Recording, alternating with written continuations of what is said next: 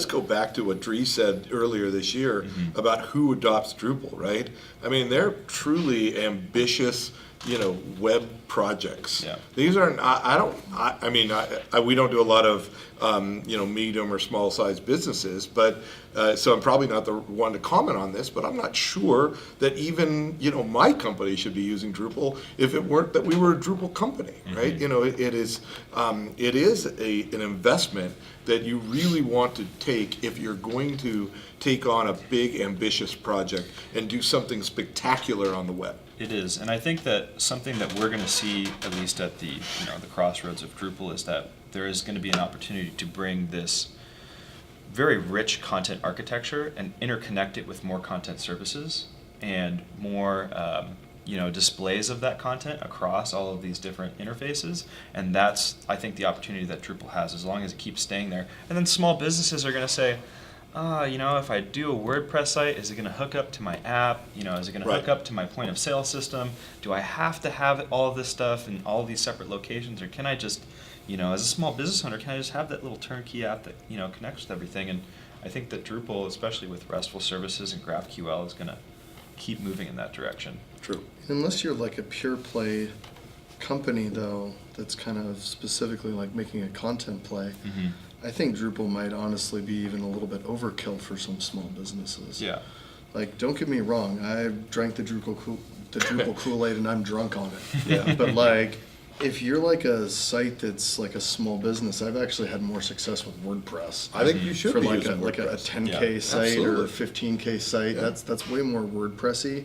And for me, I've kind of stopped selling Drupal to small businesses because I can't figure out how to give them the ROI that they need.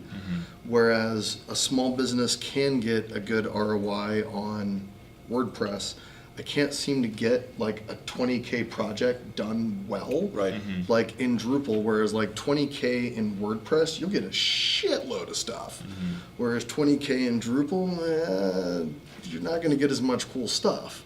You know what I mean? But when you start moving, now you said earlier that you can plug into a lot of different things. I think that is where Drupal starts to become a lot better, is when you start getting into that enterprise market that needs like 80 different things hooked into it.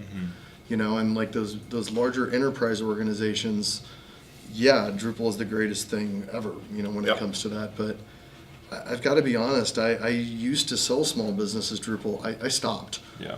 Because I can't figure out how to make those projects I think it's profitable. And when we're pushing marketing, we don't really push Drupal either. It's when there is an opportunity for some kind of stronger digital strategy that needs to have, either we say, okay, within a year you're doing X, Y, and Z, and you're going to need to be there.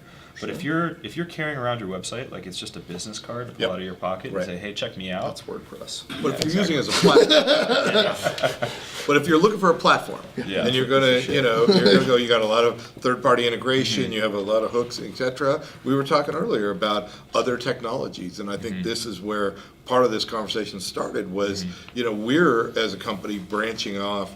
Drupal is something that we do really well. We've been doing it for 10 years. We're going to continue doing it, but we're adding other technologies. We are looking, because we're now more of a market player. We do more in the healthcare business than we do in the Drupal business. So Solutions, right? So we're we've added the Javas and the JSONs and all these things that we have to add to for our clients that are looking for more from a software developer than a Drupal developer, right?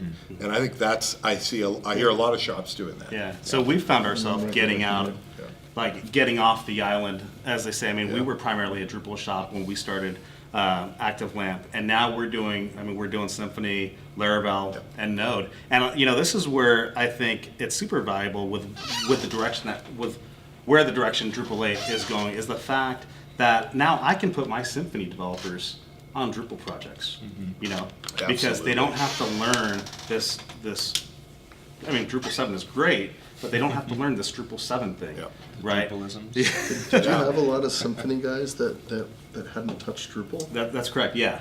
And so we have Symfony developers on staff that now we're comfortable putting on Drupal projects because Laravel. they come from Symfony and Laravel. That's correct. Yeah.